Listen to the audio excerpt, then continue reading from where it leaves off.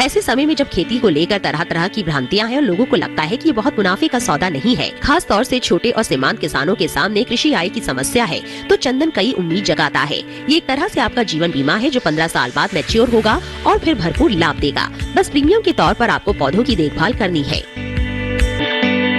सरकार किसानों की आय बढ़ाने के लिए लगातार काम कर रही है। इसके लिए एक तरीका प्रचलित फसलों के बजाय ज्यादा मुनाफा देने वाली फसलें उगाना भी है। चंदन बहुत महंगा पौधा है, यही वजह है कि इसे उगाकर किसान निश्चित रूप से अपनी आय बढ़ा सकते हैं। चंदन दो तरह का होता है, लाल चंदन और सफेद चंदन। सफेद चंदन ऐसी जगहों पर उगाया जाता है जहां मिट्टी का पीएच मान 5 से 6 के बीच है। 6 से ऊपर पीएच मान वाली मिट्टी में लाल चंदन उगा सकते हैं। इसकी लकड़ी से तेल निकलता है और मार्केट में ज्यादा मांग इसी तेल की है। हालांकि इसकी लकड़ी भी बिकती है, लेकिन जितना फायदा तेल से है उतना लकड़ी से नहीं। चंदन में बहुत सारी आध्यात्मिक विशेषताएं होती है। ये मस्तिष्क को शांत, शीतल और सुगंधित रखने में मददगार है। इसके अलावा चंदन की लकड़ी से माला बनाई जाती है और इसके तिलक से अभिषेक किया जाता है।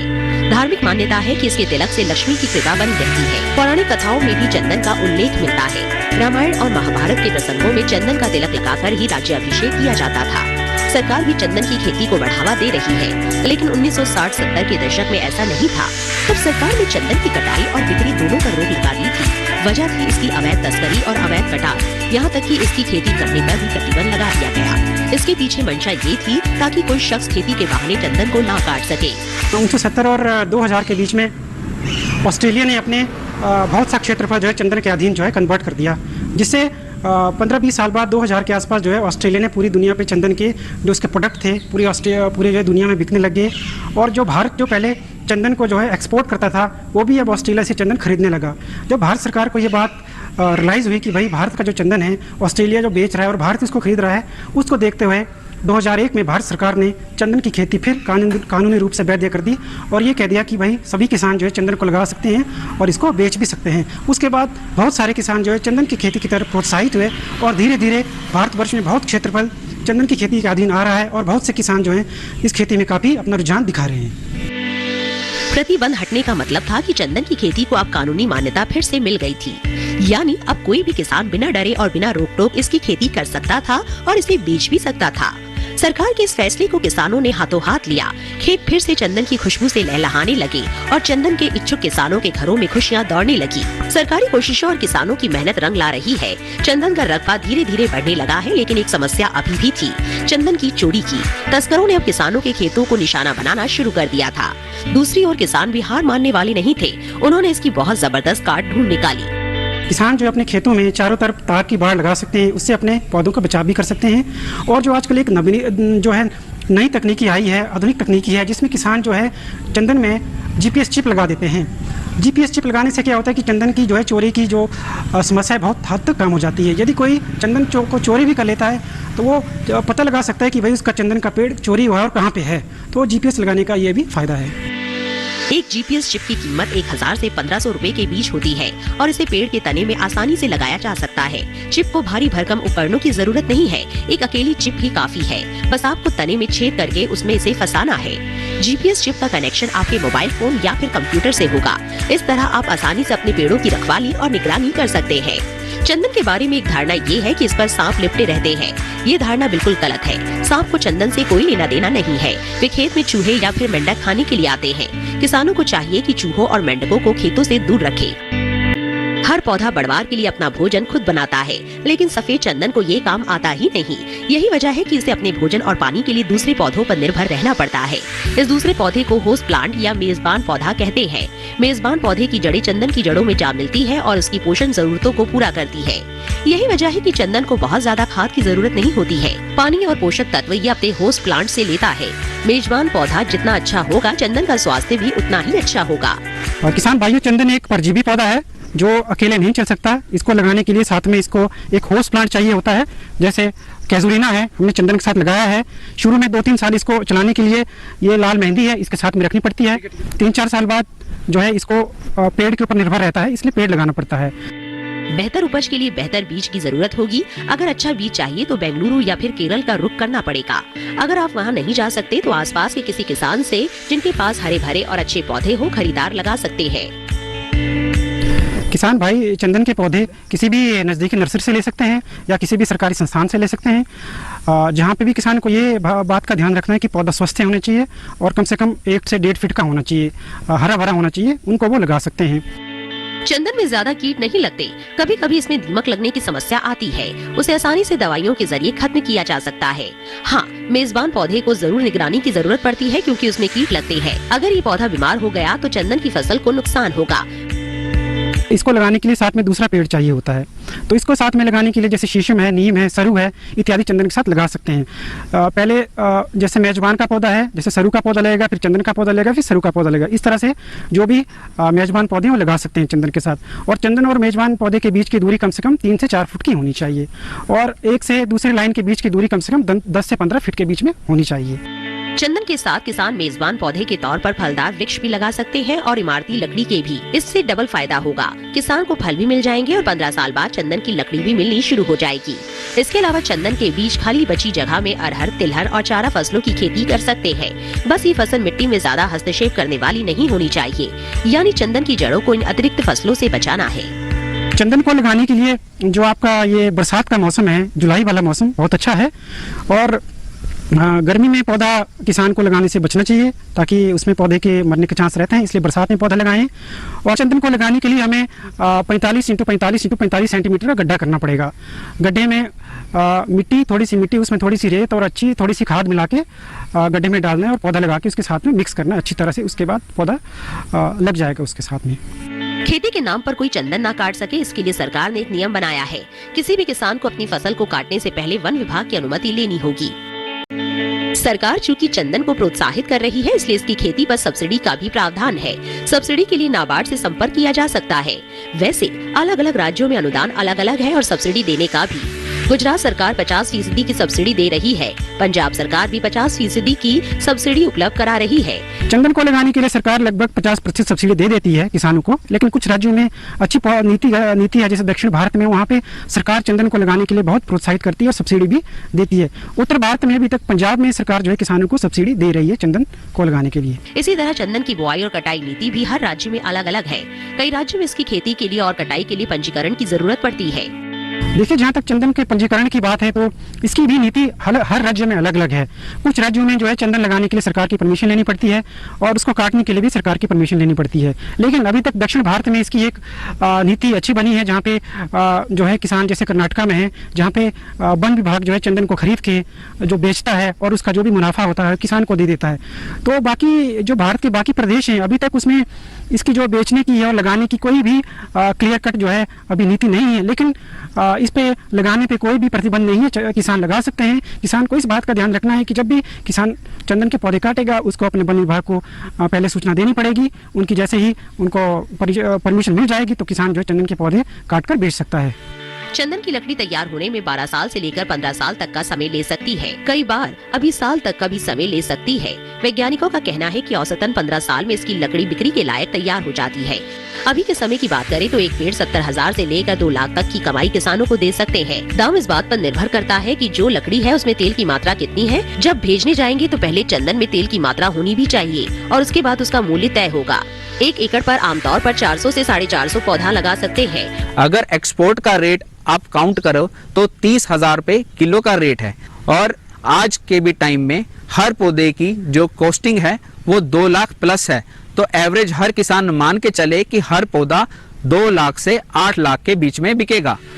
इस तरह 15 साल बाद आप करोड़पति बन जाएंगे। अगर एक पेड़ 1 लाख रुपए तक का भी बिकता है तो कमाई 4 करोड़ बैठेगी। जहाँ उसकी हार्टवुड और ऑयल कंटेंट की बात है, उसको टेस्ट करने के लिए जो भी आपके पास प्राइवेट इंडस्ट्री वाले आएंगे या सरकारी विभाग जो भी उसको खरीदने आएंगे, वो उसकी टेस्टिंग वहीं पे ही करेंगे और जैसे टेस्टिंग हो जाएगी उसके बाद ही उसका वो भाव तय करेंगे। और कर्नाटका का जो फॉरेस्ट डिपार्टमेंट है वो चंदन जो है किसानों से ले के काट के उसकी जो है नीलामी करता है और उस नीलामी से जो भी पैसा मिलता है वो किसान को देता है।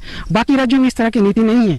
तो जैसे ही किसान का चंदन जो है तैयार हो जाएगा काटने के लिए, तो वो जो भी आपके उद्योग हैं, जो भी चंदन से संबंधित उद्योग हैं, उद्योग धंधे हैं और जो चंदन पे काम करते हैं, उनको बुला के उनके साथ रेट तय करके चंदन को बेच सकते हैं। आजकल हमारे पास जो जानकारी है, आपके इंटरनेट कंप्यूटर के माध्यम से जानकारी जुटा सकते हैं। वहाँ पे बहुत सारे चंदन को खरीदने वाले लोग मिल जाएंगे। चंदन की चोरी को रोकने के लिए GPS चिप लगाई जाती है, लेकिन इसके अलावा और भी कई तरीके हैं। आप सीसीटीवी कैमरे लगा सकते हैं या फिर खेत के चारों ओर बाड़ भी लगा सकते हैं। इसके बावजूद अगर आपके पेड़ों की चोरी हो जाती है तो फिर आपको सबसे पहले पुलिस थाने में जाकर रिपोर्ट दर्ज करवानी है। रिपोर्ट पुलिस थाने में भी होगी और वन विभाग में भी। जाँच का काम पुलिस और वन विभाग दोनों को करना होता है। एक और महत्वपूर्ण बात ये है कि चंदन की फसल का आप बीमा भी करवा सकते हैं।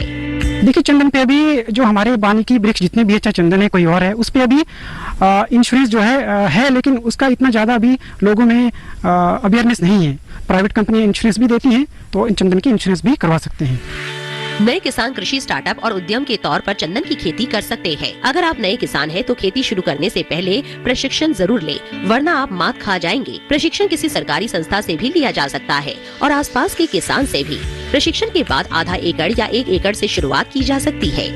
जैसे हमारे सरकारी विभाग हैं, जैसे हमारा संस्थान है केंद्रीय मृदा लवणता अनुसंधान संस्थान करनाल में है, तो आप यहाँ पे भी आके किसान जो भी करना चाहते हैं हमारे से आके ट्रेनिंग ले सकते हैं और चंदन की लगाने की जानकारी ले सकते हैं। और कुछ जो हमारे प्राइवेट नर्सरी वाले भी काम कर रहे हैं, जिनको चंदन की जानकारी है, उनके पहले खेत में जाके देखिए उनका चंदन कैसा चल रहा है, तो उनसे भी आप सीख के अपना चंदन लगा सकते हैं।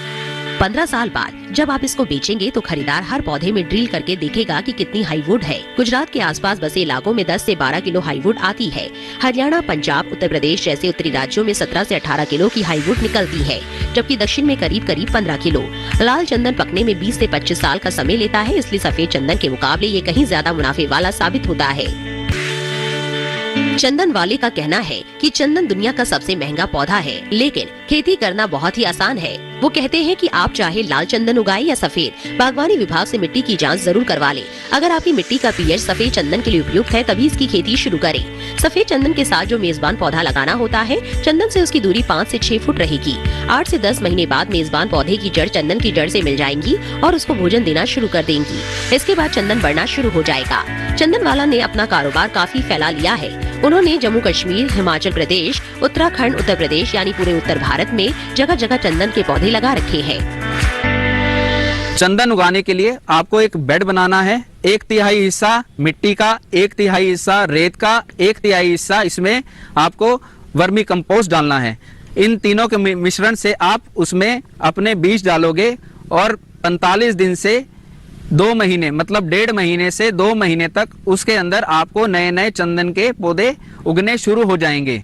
उसके बाद आपको तब तक पॉली बैग्स में नहीं लगाना, तब तक वो 2-3 इंच के नहीं हो जाएं। 2-3 इंच होने के बाद आपको उसको पॉली बैग में लगाना है और अभी आपको उसको धरती में नहीं लगाना है। क्योंकि हमारे जो नॉर्थ इंडिया का एटमॉस्फेयर है, उसमें सुबह और शाम में बहुत डिफरेंस है। अगर आप छोटा पौधा सीधा धरती में लगा देंगे तो वो टेम्परेचर झेल नहीं पाएगा, जिसके कारण वो मर जाएगा। क्या आप पॉली हाउस की भी मदद ले सकते हैं? चंदन उगाने के लिए पॉली हाउस में एक टेम्परेचर मेंटेन रहता है, जिसमें आप चंदन को अच्छी ग्रोथ दे सकते हैं। चंदन हर प्रकार की मिट्टी में हो जाता है, बस हमें ध्यान क्या रखना है कि बारिश का पानी वहाँ खड़ा ना हो, इकट्ठा ना हो। सफेद चंदन का पौधा ज्यादा पानी नहीं लेता है, इसको कम पानी की जरूरत होती है, इसलिए आपको ऊंची जगह पे लगाना है जहाँ पे पानी कभी खड़ा ही ना हो। और आप इसको हर जगह लगा सकते हो, सिर्फ आपको बालू रेत जो आपकी राजस्थान में है और जहाँ पे बर्फ पड़ती है, सिर्फ ये 2 जगह पे नहीं लगाना, बाकी आप पूरे ऑल ओवर इंडिया में लगा सकते हो। चंदन की खेती से जुड़ने की इनकी कहानी बड़ी दिलचस्प है। जब इनके यहाँ बेटी पैदा हुई तो इन्होंने एफडी के तौर पर चंदन के पौधे लगाने का फैसला किया। मंशा थी कि जब बेटी बड़ी हो जाएगी तो चंदन के पौधे उसके नाम कर देंगे। जब ये चंदन उगाने में कामयाब हो गए और इन्हें लगा कि आने वाले समय में ये पेड़ बहुत बड़ा मुनाफा दे सकते हैं, तो उन्होंने दूसरे किसानों को भी प्रेरित किया। यही वजह है कि कई राज्यों में ये चंदन की खुशबू फैला चुके हैं। हालांकि इन्हें शुरुआत में कई तरह की परेशानियों का सामना करना पड़ा, खासतौर से जब पहली बार बीज लगाए तो पौधे उगे ही नहीं। नाकामी के बावजूद इन्होंने हिम्मत नहीं हारी। जब मैंने ये काम शुरू किया तो सबसे पहले बीज मंगवाए, बीज उगाकर देखे, बीज हुए नहीं। फिर 6 महीने 8 महीने लग गए जब हमने 60 पौधे लगाए। आखिरकार 7-8 महीने की मेहनत के बाद इन्हें कामयाबी मिलनी शुरू हो गई और इनके पौधे अंकुरित होने लगे। और आज वो 60 पौधे लगभग 18 फीट के हो चुके हैं। और उसके बाद जैसे चंदन के बीज उगाते गए, हम अपने खेत में लगाते गए और जगह बढ़ाते गए। अंतर्राष्ट्रीय बाजार में चंदन की खासी मांग है। अभी हमारी घरेलू जरूरतें बहुत ज्यादा है, इसी वजह से सरकार ने इसका निर्यात बंद कर रखा है।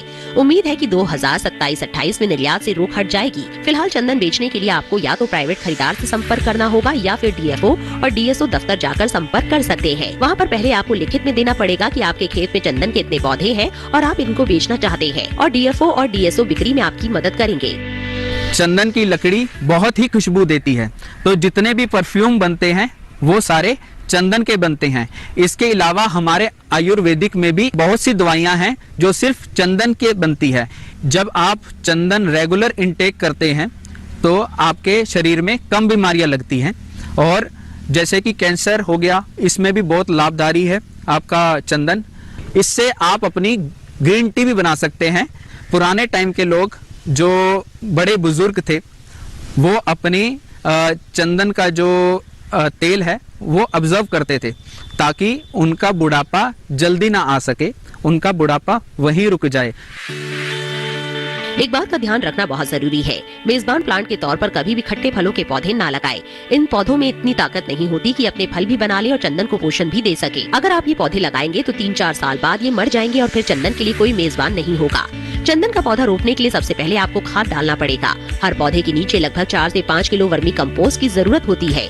गोबर का इस्तेमाल बिल्कुल नहीं करना है, इससे पौधों में फंगस और दूसरी तरह की बीमारियों का खतरा रहता है। इसके बाद हर साल 2 से 3 किलो वर्मी कंपोस्ट हर पौधे में डालते रहे। इसके साथ ही आप फर्टिलाइजर्स भी यूज कर सकते हैं। फर्टिलाइजर्स आपको यूरिया नहीं यूज करना है, आपको DAP यूज करना है। DAP के 10-10, 15-15 दाने हर 3 से 4 महीने के बाद हर पौधे को आप दे सकते हो।